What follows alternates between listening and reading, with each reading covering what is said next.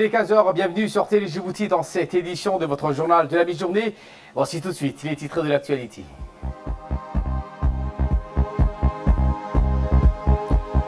Réunion préparatoire à d'éventuelles précipitations concernant le cyclone Kiar. Et dans l'actualité internationale, les députés britanniques approuvent la tenue de législatives anticipées ce 12 décembre. Voilà pour les sommaires. Merci si vous nous rejoignez sur Télé Djibouti. Le chef de l'État Ismaël Marguerite a adressé hier mardi un message de félicitations à son homologue turc Recep Tayyip Erdogan. Dans le pays célébrait l'anniversaire de sa fête nationale. Dans son message, le président de la République qui a souhaité davantage de succès, M. Erdogan a également formé de vœux de plus grand épanouissement et de bien-être au peuple frère du Turquie.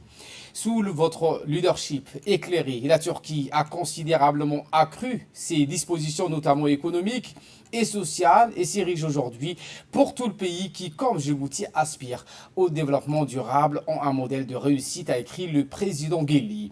Le gouvernement, le peuple de Djibouti et moi-même nous réjouissons des liens privilégiés d'amitié et de coopération que nous entretenons avec la République sœur de Turquie et sommes disposés à œuvrer au renforcement d'importants partenariats en cours entre nos deux nations dans plusieurs secteurs de développement, a-t-il poursuivi.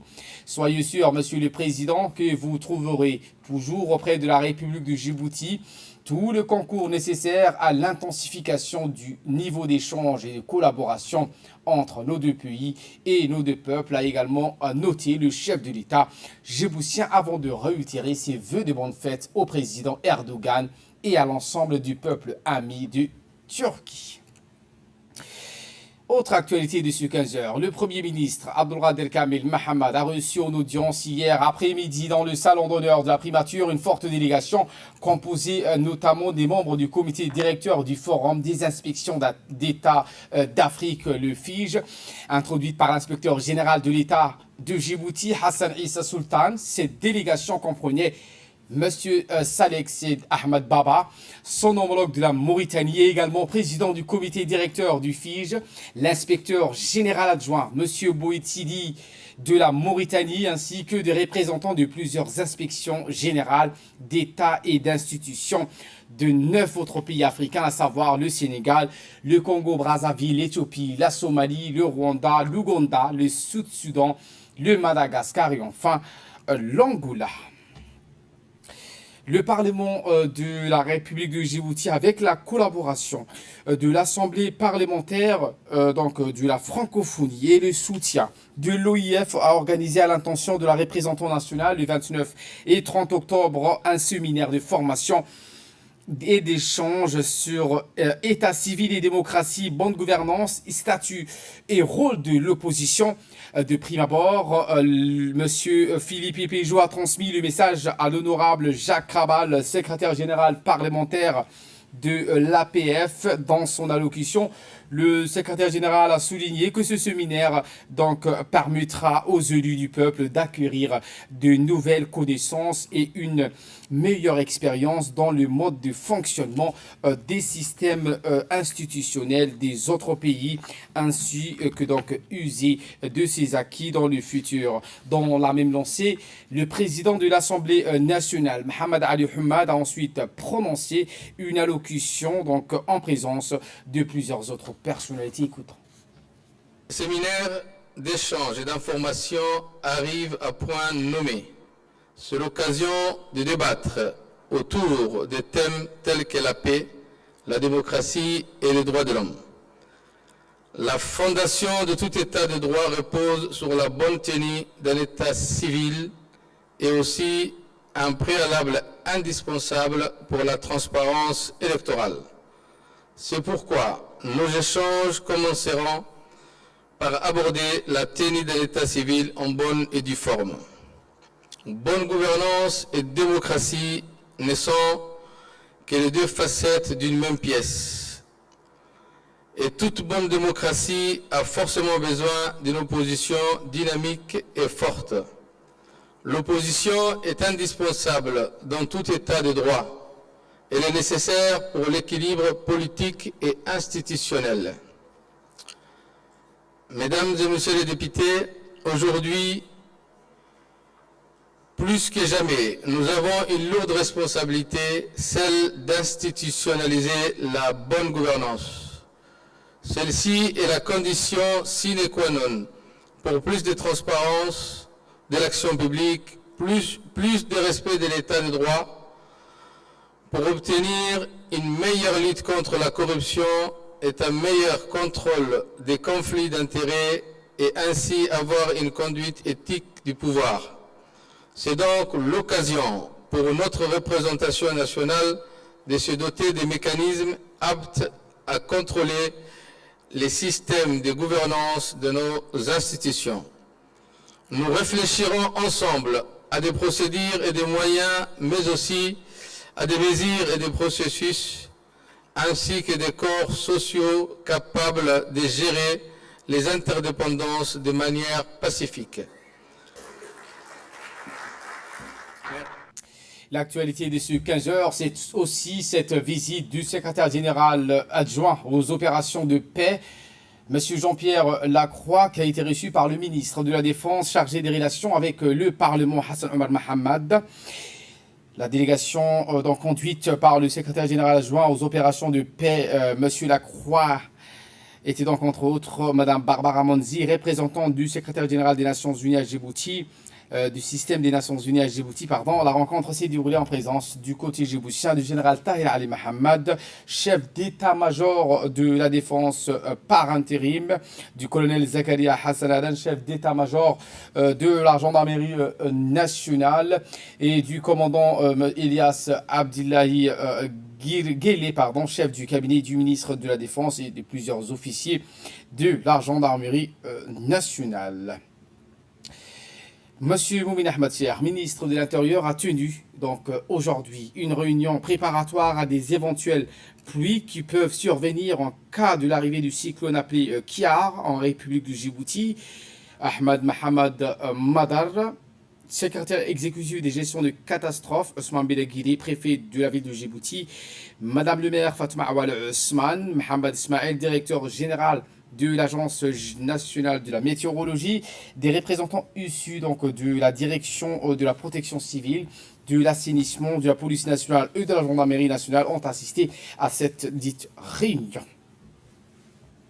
Toujours sur le domaine, il a donné beaucoup de pluie sur les villes qui se trouvent sur les côtes maritimes d'Oman, mais actuellement il se dirige vers nous. Quand je dis nous, vers l'Afrique, ça veut dire c'est la Corne d'Afrique, plus particulièrement le Cap Kadhafi.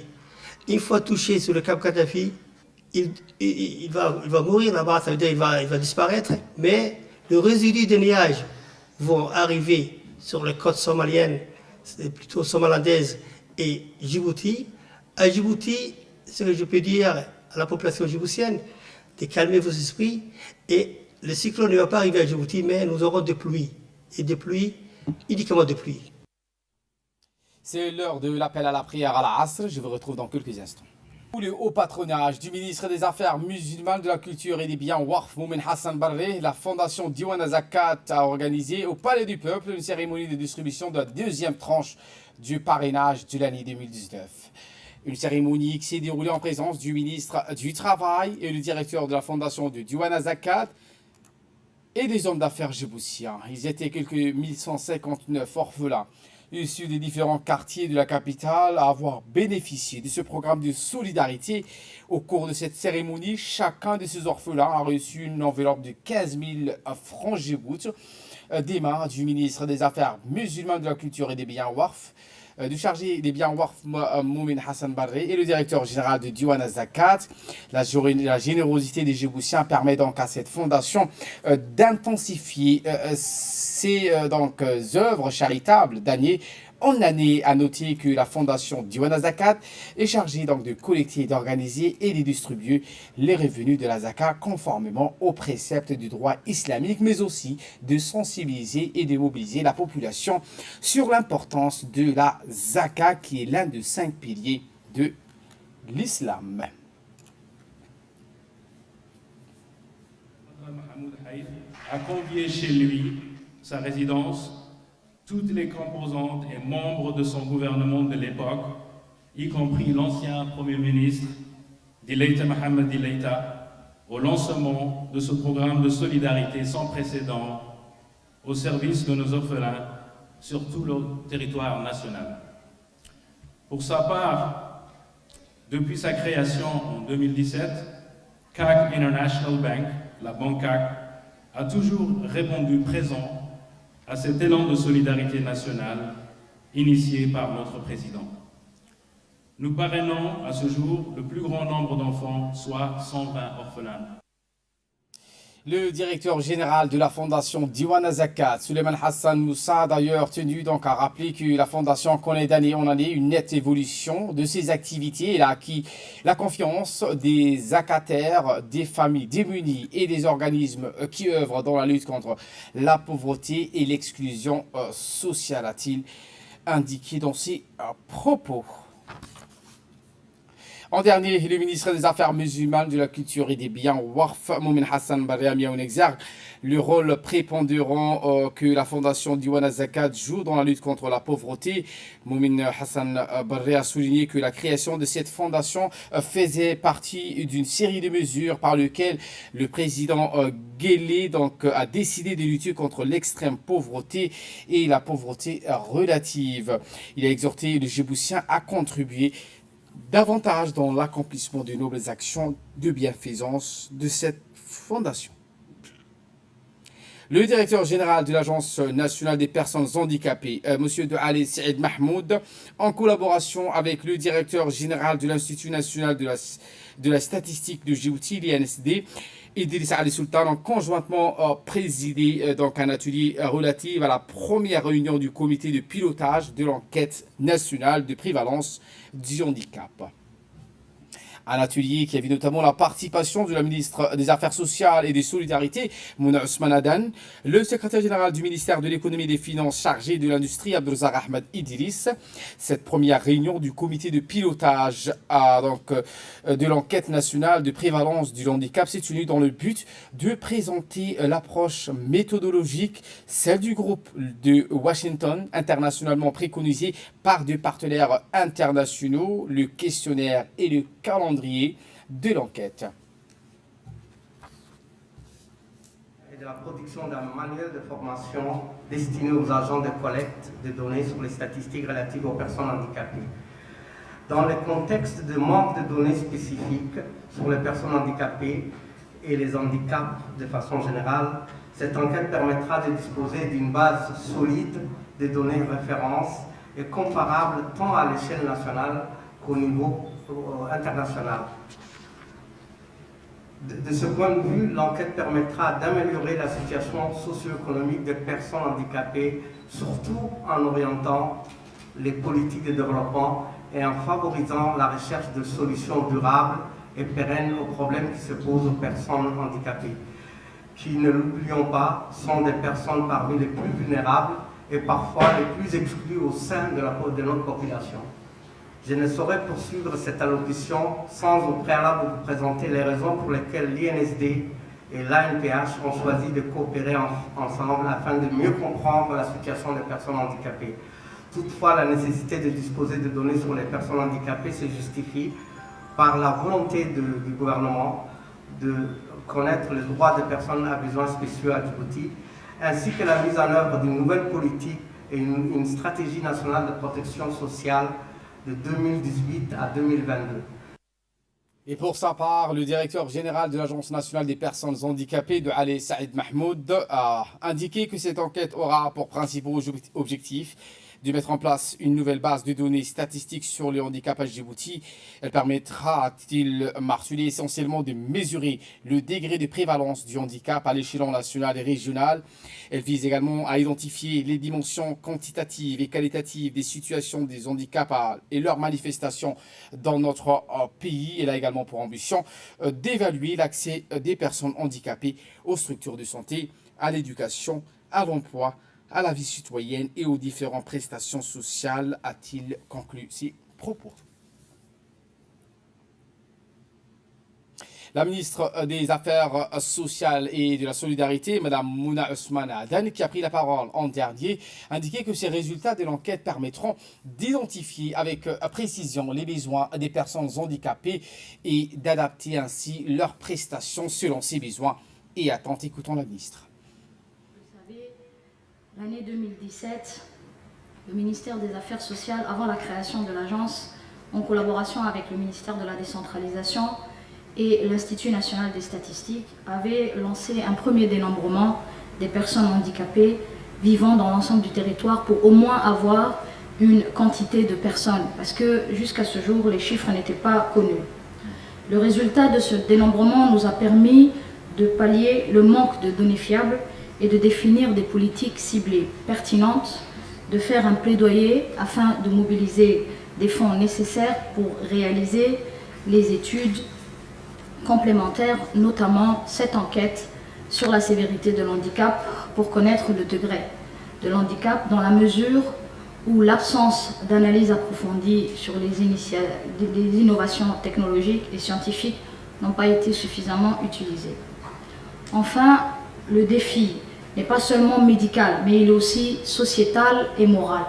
Car agir en faveur de l'handicap, c'est aussi changer le regard de la société sur l'handicap, de créer un environnement favorable, de garantir une protection sociale suffisante. Et c'est pourquoi le ministère des Affaires sociales apporte et apportera, autant que faire se peut, son soutien à toutes les initiatives pour promouvoir une vision positive de cette catégorie de population et reconnaître les compétences et les rôles sociaux, ainsi que la plus-value que représentent les personnes handicapées et parvenir enfin à une société toujours plus inclusive. Également dans l'actualité, le ministère de la Femme et de la Famille et l'Agence américaine pour le développement international USAID ont clôturé ce lundi un atelier de 2 jours au Djibouti Palace Kempinski sur le thème « Rôle et contribution des associations djiboutiennes pour une meilleure prise en charge du genre et de l'inclusion sociale dans les approches et programmes de développement économique et social ». Un événement qui a été réalisé par le projet de renforcement des capacités des associations djiboutiennes financé par l'USAID et exécuté par FHI 360 dans le cadre de la coopération bilatérale entre les États-Unis et la République de Djibouti. Ce projet de renforcement des capacités des associations djiboutiennes de son acronyme en français PRECAD, s'aligne sur la vision 2035 en mettant l'accent sur la bonne gouvernance et la consolidation du capital humain. Ce projet fournit à cet effet une assistance technique pour atteindre des résultats suivants. Les associations djiboutiennes des secteurs de l'éducation et de la santé bénéficient d'une gestion plus performante. Les associations renforcent leur capacité de promotion du genre et l'accès aux services pour tout et de la protection des populations vulnérables. Écoutons pour plus de précision le directeur du projet, M. Mamadou Tamba. Dans toutes leurs actions et les programmes de développement économique et sociaux au niveau du pays. Alors, ça nous a permis, donc, on l'appelle tout le système est dans la salle. Si vous voyez, il y a beaucoup d'acteurs venant de beaucoup de ministères, des partenaires techniques et financiers également, mais aussi des associations djiboutiennes. Nous avons également la NPH qui a participé et surtout les associations d'handicapés, notamment des associations de personnes malvoyantes. Nous avons aussi des associations de personnes à handicap, disons handicap moteur, mais aussi nous avons des personnes, disons, où on a eu à solliciter surtout les services d'interprètes. À l'issue donc de cet atelier, nous avons interviewé donc les participants. Qu'est-ce que tu penses à cet atelier? À cette occasion de venir ici, je voulais découvrir plein d'esprit avec des joies pour aider les personnes handicapées, le sport, l'école et santé. Je remercie toutes les personnes qui nous ont invités ici. Merci. En bref et en images, le Réseau national pour le développement social RNDS a clôturé une formation organisée au profit des conseils du quartier, une formation qui a regroupé en jumelage 2 conseils du quartier, en l'occurrence le conseil du quartier de Jabal et le conseil de Balbala Tédis, dans le but de renforcer leurs compétences afin donc qu'ils puissent mettre en œuvre les programmes de développement et les programme proposé par le réseau national appelé donc le réseau national de développement social de RNDS.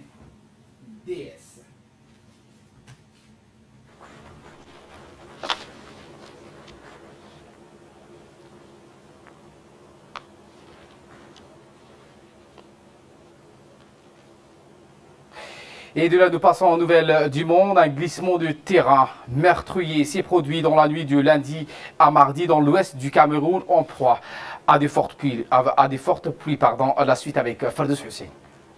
42 personnes ont péri dans la nuit d'hier à aujourd'hui dans un glissement de terrain dans l'ouest du Cameroun. Selon un communiqué officiel, 4 femmes enceintes figurent parmi les victimes. Des photos circulant sur les réseaux sociaux montrent des maisons en briquettes ou en torchis et au toit de tôle effondrées sur le flanc ou au bas d'une colline de terre ocre rouge. Des hommes munis de casques de chantier et de pelles fouillent la boue épaisse en contrebas. Et je vous le dis en titre, les 12 députés approuvent la tenue législative ce 12 décembre en Royaume-Uni avec des élections dans quelques semaines. Le chef du gouvernement espère retrouver une majorité à la Chambre des communes afin de mener à bien le Brexit comme s'il est engagé. Il s'agirait des 3e élections générales en 4 ans. Un premier vote avait retoqué un amendement de l'opposition travailliste fixant la date du scrutin au 9 décembre. Explication. Grand pas en avant vers les législatives anticipées au Royaume-Uni. Les députés ont plébiscité le projet du Premier ministre Boris Johnson pour un scrutin le 12 décembre. Eh bien, le texte a été adopté à une majorité écrasante de 438 voix, 20 députés seulement s'y ont opposé. Longtemps hostile à des élections, les chefs du Labour, Jeremy Corbyn, s'y est finalement rallié, ayant reçu l'assurance que le Brexit n'interviendrait pas avant le scrutin. Il a promis la campagne la plus ambitieuse et la plus radicale que le pays ait jamais connue. Pour que les élections aient lieu, le projet de loi doit encore être adopté par la Chambre des Lords. Ils l'examineront dès aujourd'hui. Et voilà donc pour l'essentiel de ce 15h. Merci à vous de nous avoir suivis et très bon suivi des programmes sur Télé Djibouti.